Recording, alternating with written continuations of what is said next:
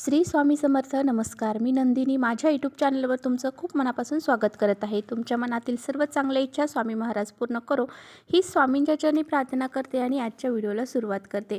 आज आहे वार शनिवार आणि आजपासून सुरू झालेले आहे गुप्त नवरात्र. तर पहा 10 फेब्रुवारी म्हणजे आज शनिवारी आजपासून ते 18 फेब्रुवारीपर्यंत गुप्त नवरात्र सुरू झालेले आहे. हे नवरात्र जे आहे तर पूर्ण 9 दिवसांचे साजरे केले जाईल. या नवरात्रामध्ये देवीच्या 9 रूपांची गुप्तपणे पूजा केली जाते.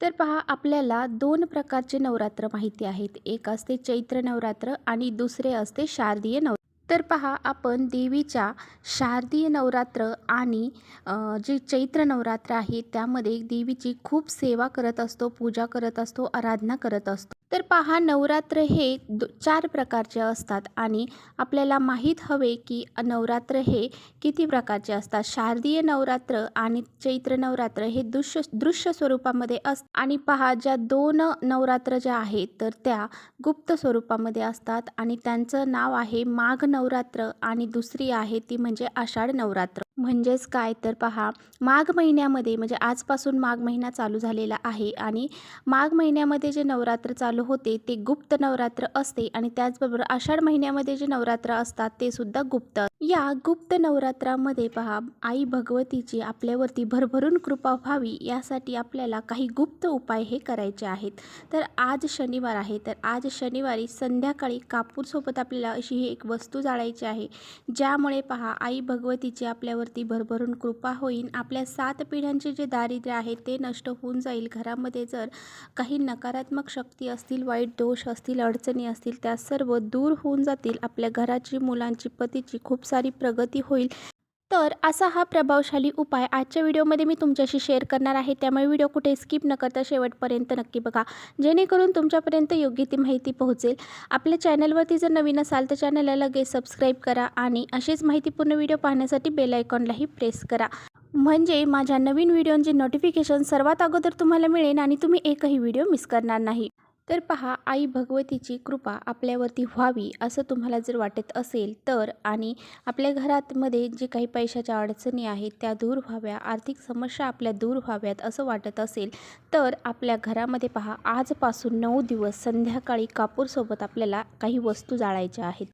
आपल्या सर्वांना माहीत आहे की कापूर हा किती सकारात्मक ऊर्जा निर्माण करत असतो आणि कापरामध्ये जी नकारात्मकता आहे तर ती नष्ट करण्याची ताकद असते.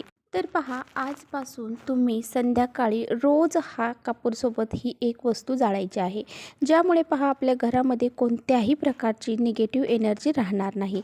आज जर तुम्हाला जमलं नाही, तुमच्यापर्यंत आज हा व्हिडिओ पोहोचला नाही तर तुम्ही उद्या करू शकता, परवा करू शकता, कोणत्याही दिवशी तुम्ही संध्याकाळी हा उपाय करू शकता किंवा तुम्ही रोज 9 दिवस केला तरी चालेल. गुप्त नवरात्रामध्ये पहा आई भगवतीची भक्त जे आहेत तर ते गुप्तपणे पूजा, सेवा, उपाय करत असतात. तर पहा या गुप्त नवरात्रामध्ये काही आपल्याला सेवा देखील करायच्या आहेत. तर आपल्याला कोणत्या कोणत्या सेवा करायच्या आहेत ते तुमच्याशी मी शेअर करणार आहे.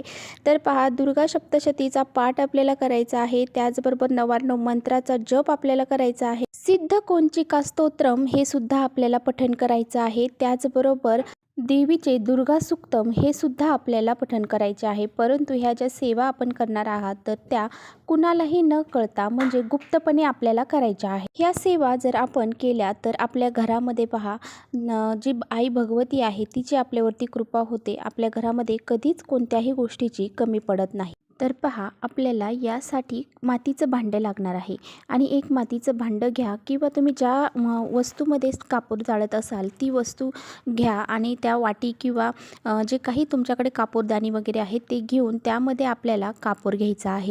आपल्या कुलदेवीची आपल्यावरती कृपा होण्यासाठी आपल्याला हा उपाय आवर्जून करायचा आहे. तर पहा आपल्याला 2 कापराच्या वड्या घ्यायच्या आहेत. तुम्ही जर रोज जाळणार असाल तर 2-2 कापराच्या वड्या घेतल्या तरी चालेल आणि जर तुम्ही एकाच दिवशी जाळणार असाल तर तुम्ही 5 कापराच्या वड्या घ्या.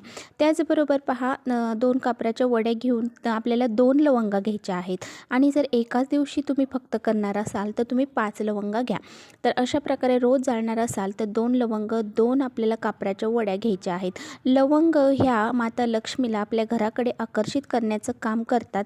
त्यामुळे आपल्याला अशा ह्या लवंगा यामध्ये वापरायच्या आहेत. आता बघा आपल्याला किती वाजता हा कापूर जाळायचा आहे, तर रात्री बरोबर 12 वाजता आपल्याला रोज हा कापूर जाळायचा आणि हा कापूर प्रज्वलित केल्यानंतर त्यामध्ये त्या 2 लवंगा टाकायच्या आहेत आणि आपल्याला आई भगवतीची, आपल्या कुलदेवीची आपल्याला आरती करायची आहे. म्हणजे आपल्याला दुर्गा मातेची आरती करायची आहे. दुर्गे दुर्गट भारी तुझविन संसारी, ही आरती करत आपल्याला त्या कापराने ही आरती करायची आहे आणि ही आरती आपल्याला करेक्ट रात्री 12 वाजता करायची आहे आणि हाच टायमिंग आपल्याला ठेवायचा. आता बघा, प्रत्येकालाच रात्री 12 वाजता हा उपाय करणं शक्य होत नाही. त्यामुळे त्यांनी काय करावं, त्यांनी सकाळी जे 12 वाजतात तर त्या 12 वाजता तुम्ही हा उपाय करू शकता. जर तुम्हाला संध्याकाळी करणं शक्य नाही तर, आणि हा प्रत्येकाला शक्य होत नाही, ज्यांना शक्य होत असेल त्यांनी रात्री 12लाच हा उपाय आवर्जून करावा. कापरासोबत ह्या एक वस्तू आपण जाळल्यामुळे पहा, आपल्या घरामध्ये माता लक्ष्मी ही प्रवेश करत असते आणि आपल्या घरामध्ये ती कायमस्वरूपी टिकून राहत असते. कारण पहा, माता लक्ष्मीला लवंग ह्या अतिशय प्रिय आहेत आणि त्याच्या वासाने ती आपल्या घराकडे आकर्षित होते.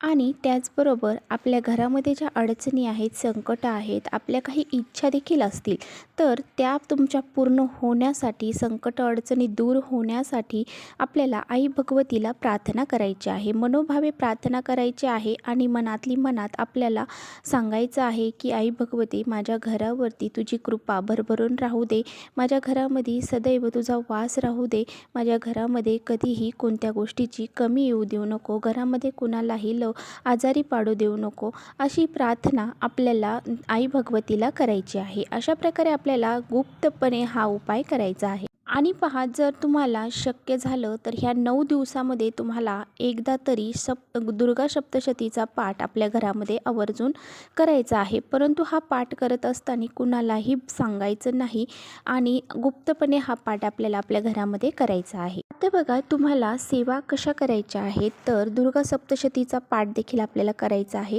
त्याचबरोबर आपल्याला श्रीयंत्रावरती कुंकुमार्जन करायचं आहे. श्रीयंत्रावर तुम्ही जेव्हा कुंकुमार्जन करणार आहात तेव्हा त्या 3 बोटांनी आपल्याला कुंकुमार्जन करायचं आहे.